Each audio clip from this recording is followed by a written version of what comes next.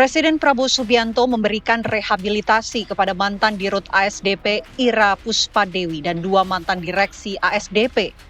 Rehabilitasi dari Presiden Prabowo diumumkan Wakil Ketua DPR RI Sufmi Dasko Ahmad yang didampingi oleh Menteri Sekretaris Negara Prasetyo Hadi dan Sekretaris Kabinet Teddy Indrawijaya di Istana Negara. Menurut Sufmi Dasko Ahmad, rehabilitasi diawali dari aspirasi masyarakat kepada DPR.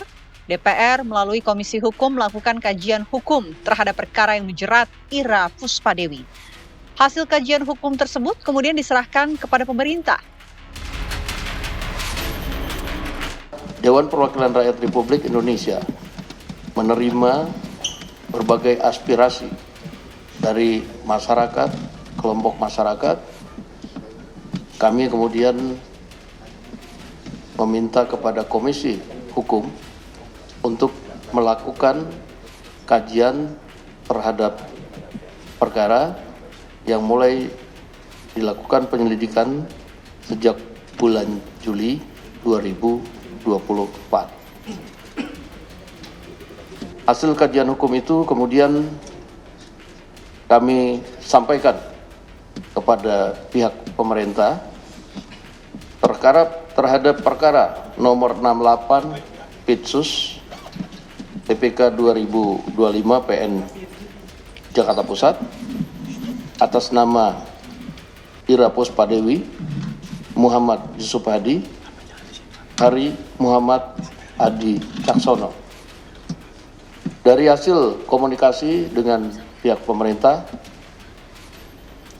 alhamdulillah pada hari ini Presiden Republik Indonesia Bapak Prabowo Subianto telah menandatangani surat rehabilitasi terhadap 3 nama tersebut.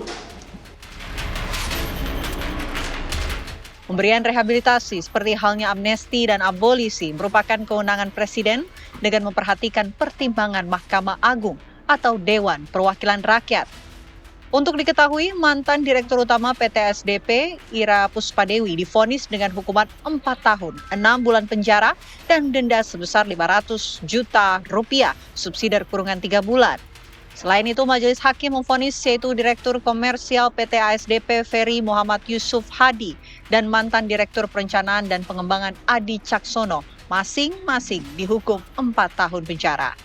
Majelis Hakim menyatakan 3 terdakwa yakni Ira Puspadewi, Yusuf Hadi, dan Hari Muhammad Adi Caksono telah terbukti secara sah dan meyakinkan melakukan tindak pidana korupsi secara bersama-sama dalam kasus korupsi proses kerjasama usaha dan akuisisi PT Jembatan Nusantara tahun 2019-2022.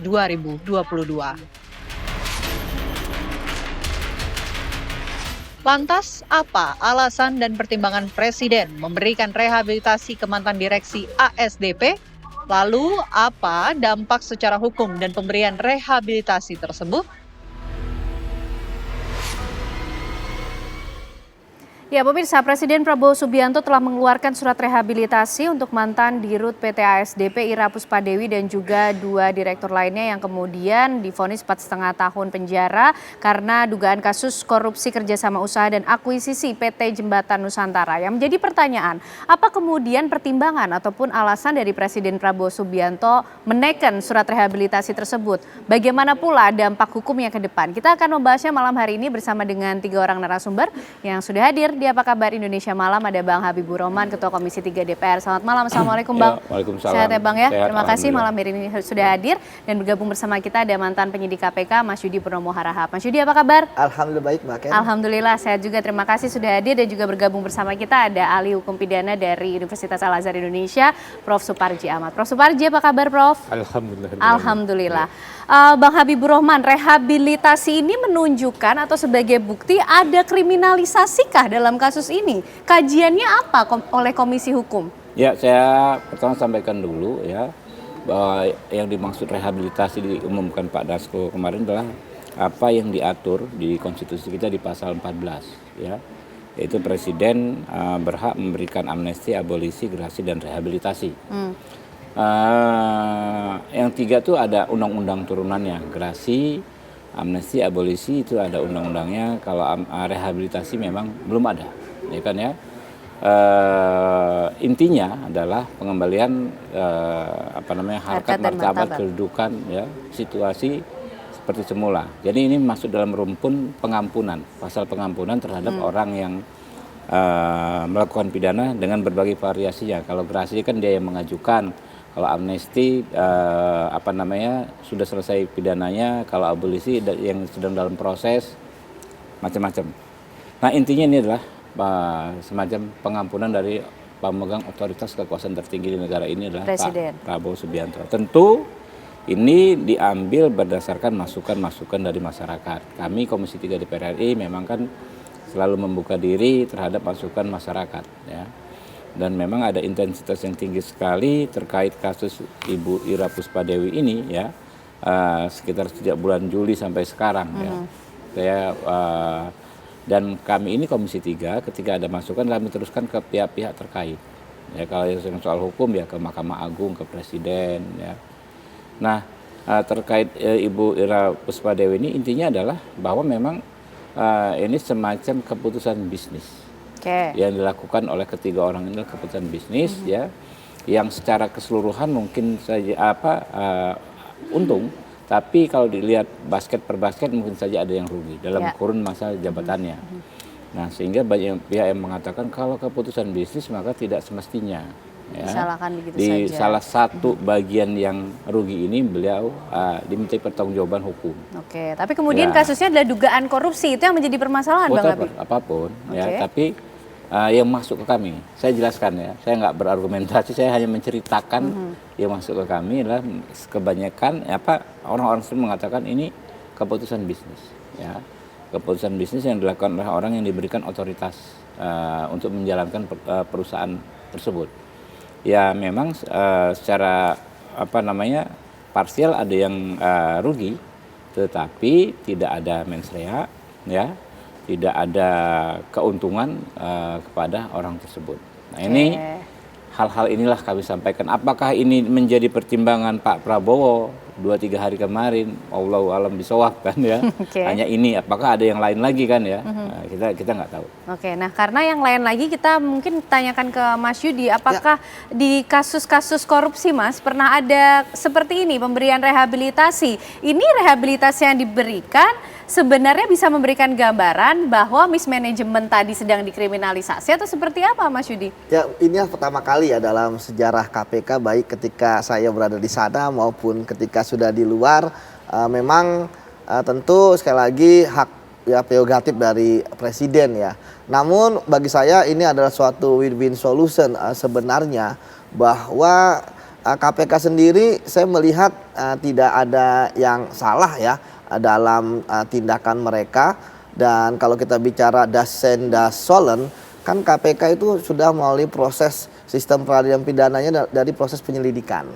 Dari proses penyelidikan ditemukan bahwa diduga ada peristiwa pidana. Dari peristiwa pidana ini, dan kita tahu bahwa KPK harus sudah ada tersangkanya, ya, karena pasal 44 menjelaskan seperti itu, gitu, ya. Naik ke penyidikan, ada tersangkanya 4 orang malah, ya, 1 yang pihak swasta, 3 yang direksi ini. Nah, di proses penyidikan tentu penyidik, ya, mengumpulkan barang bukti, ya, untuk agar perkara ini lengkap. Dan jaksa penuntut umum di KPK pun, ya, itu kan juga sudah dari awal, ya, kemudian mendampingi penyidik untuk firm pakai pasal 2 ayat 1 dan pasal 3. Artinya di KPK dari penyidik dan jaksa, ya, ketika berkas ini udah lengkap, yakin ada dugaan tindak pidana yang dilakukan oleh para. Dan kemudian ketika dilempar ke persidangan, kan ini udah bukan KPK lagi, ya. Terlepas dari adanya perdebatan dan sebagainya, ya, akhirnya kan 2 hakim anggota yang memutuskan bahwa ini bersalah di tingkat pertama. Itu sebabnya bagi saya sebenarnya nggak ada isu kalau dari proses penegakan hukum, itu yang pertama. Yang kedua, terkait dengan apakah kemudian ini rehabilitasi ini tepat atau tidak. Saya pikir kemarin saya berandai-andai bahwa sebenarnya kalau bicara mengenai putusan hakim, sebenarnya harusnya pertaruhan itu nanti dibanding sebagai yudek yuris, ya. Kenapa? Karena berbeda dengan Tom Lembong dan Hasto, ya. Ada dissenting opinion yang sangat bagus, ya, terkait dengan dari ketua itu, ya. Jadi kenapa tidak itu saja, gitu kan? Tapi apapun itu, ya, akhirnya kan yang jelas bahwa Bu Ira dan kawan-kawan bebas. Oke. Ya, intinya itu terlepas Oke. dari apapun Tapi yang gini diambil. Mas Yudi, rehabilitasi ini diberikan kemudian karena ada indikasi kekeliruan dari proses penegakan hukum. Meskipun ya proses penegakan hukum Ya. ada banyak alat penegakan hukumnya yang terkait di dalamnya. Tapi kan termasuk juga KPK. Artinya bisa terindikasi ada unprofesionalisme di dalam proses yang berlangsung di KPK sebagai salah satu proses penegakan hukum juga? Ya secara faktual dan normatif ya ketika itu ada rehabilitasi ya berarti memang sudah ada dugaan bahwa ada proses yang salah. Tadi saya katakan bahwa KPK yakin benar. Tetapi kan ketika KPK yakin benar, putusan rehabilitasi mengatakan ada yang salah terkait dengan unsur ya kan ataupun terhadap orangnya. Ya jadi tapi bagi saya KPK ini ya tentu mereka ya sudah kalau memang ada rehabilitasi ya kami bebaskan karena sekarang mau tindakan apa terhadap penyidik kemudian terhadap penuntut umum ataupun hakimnya ya kan nggak ada tindakan yang bisa dilakukan.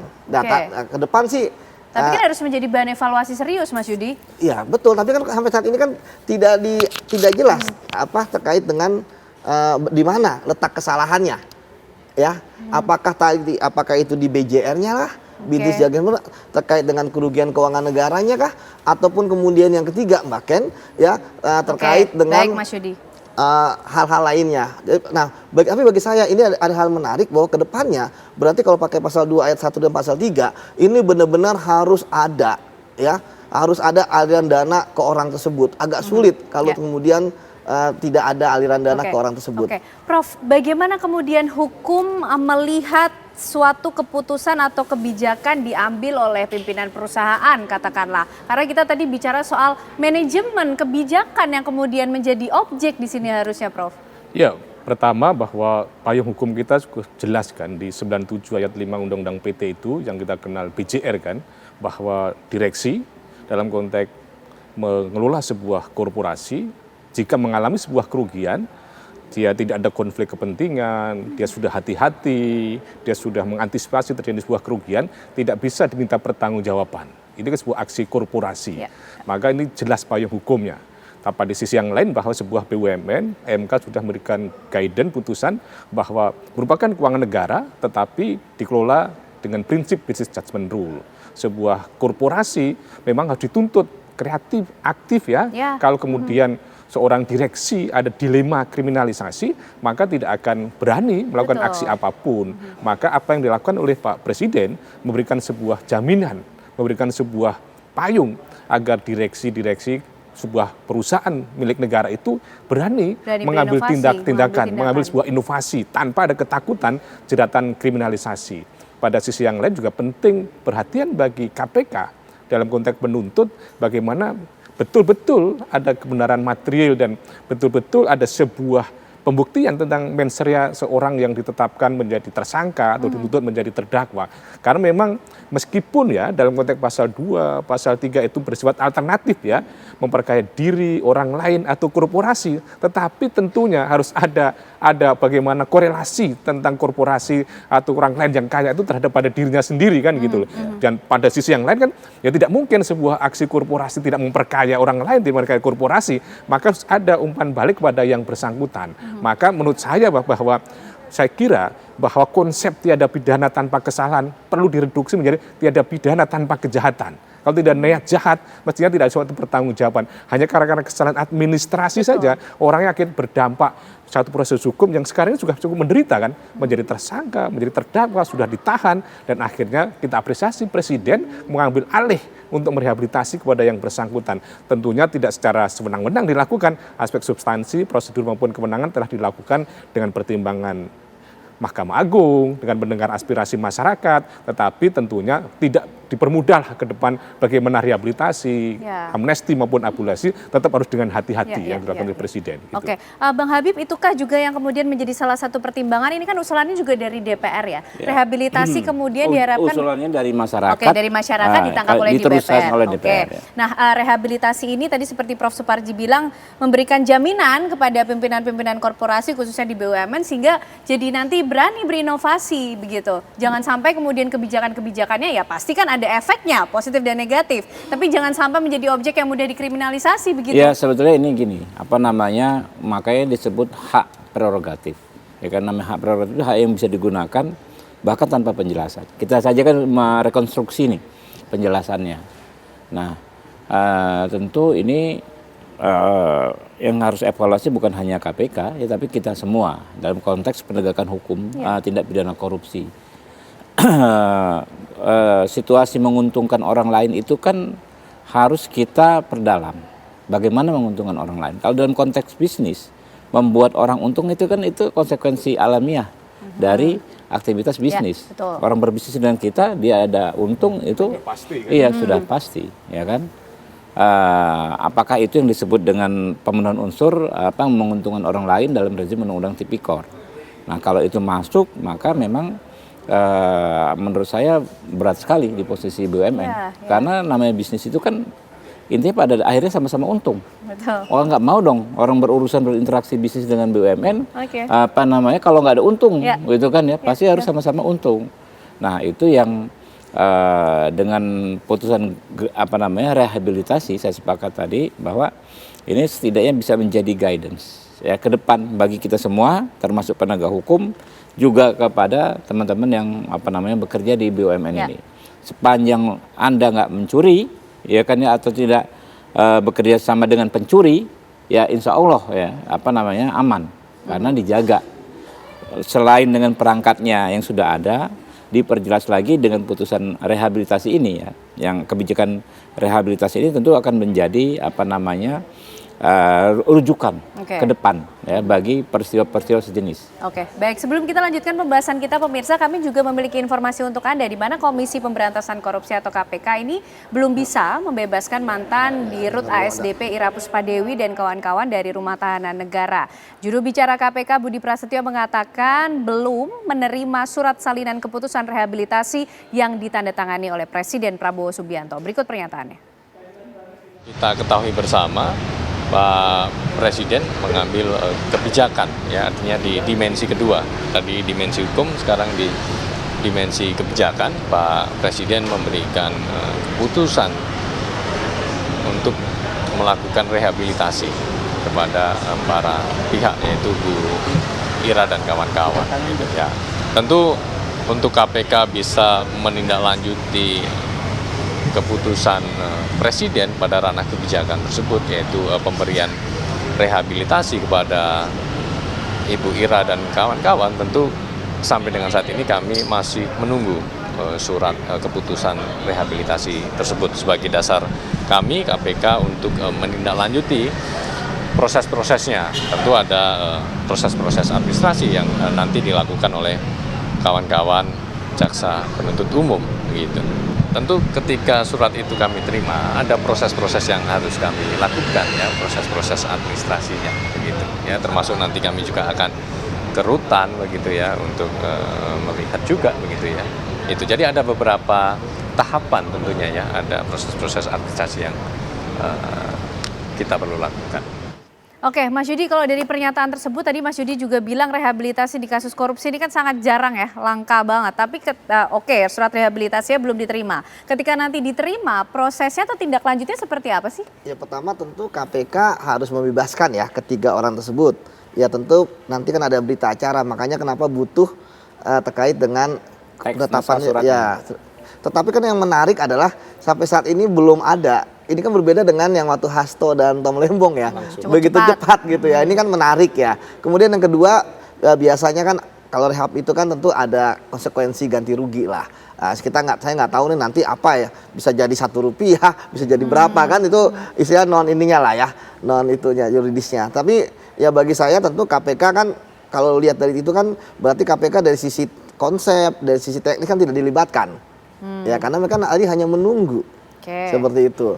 Tapi bagi saya apapun itu ya KPK kan juga pasti akan mengikuti, apalagi kan KPK sekarang kan juga jadi rumpun eksekutif ya, tentu harus mematuhi kepala negara, itu yang pertama. Kemudian yang kedua, yang ini selalu ingin saya katakan bahwa sebenarnya kan kasus-kasus seperti ini ke depannya Ya, ada beberapa hal yang harus KPK perdalam ketika ingin menaikkan lagi kasusnya. Pertama, terkait dengan harus menemukan dengan sengaja itu benar-benar konkret ya, terkait dengan pemufakatan, terkait dengan mens rea, ya kan, ya, pemufakatan jahat. Kemudian yang kedua, berarti ketika naik dari penyelidikan ke penyidikan itu tentu memang mau tidak mau suka tidak suka ya, daripada terjadi kontroversi maka bukan hanya menguntungkan orang lain atau suatu koperasi, harus ada manfaat langsung ya, entah itu dari sisi jabatan di masa yang akan datang ya, kemudian ataupun kemudian bahkan uang dan sebagainya. Jadi variabel-variabel terkait dengan kasus ini tentu banyak, Mbak, karena saya yakin KPK di penyelidikan itu pasti sedang menangani kasus-kasus lain. Kemudian terkait dengan apakah KPK memahami bisnis jasa menurut penyidiknya, tentu saya katakan memahami sekali gitu ya. Makanya kemudian sebenarnya KPK itu begitu naik dari penyelidikan ke penyidikan itu kan begitu ketat. Tetapi sekali lagi saya memahami bahwa saat ini kondisi KPK memang tidak baik-baik saja.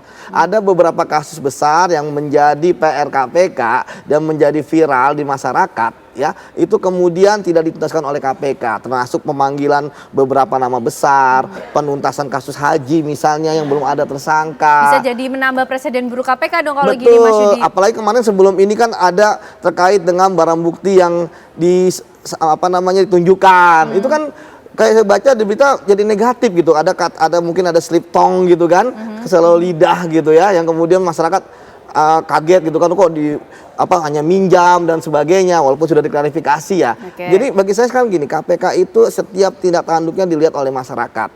Jadi ini Mbak, kan kalau kita lihat kasus ini, sebenarnya kasus ini kan Bu Ira kan juga bukan politisi, ya kan? Kemudian juga tidak ada orderan, tidak ada kriminalisasi dan sebagainya harusnya gitu ya. Tapi sekali lagi karena publik ya kemudian melihat ada sesuatu yang ya tadi karena kekecewaan yang besar kepada KPK, ya akhirnya terjadi seperti ini, seperti itu. Karena kemudian harus diberikan pemahaman juga mungkin publik bagaimana KPK mendefinisikan tindak koruptif ketika kemudian yang coba dijalankan oleh Bu Ira adalah logika bisnis dan kebijakan sebetulnya. Tapi dijawabnya nanti ya Bapak-Bapak, usai jeda kami kembali hadir untuk Anda.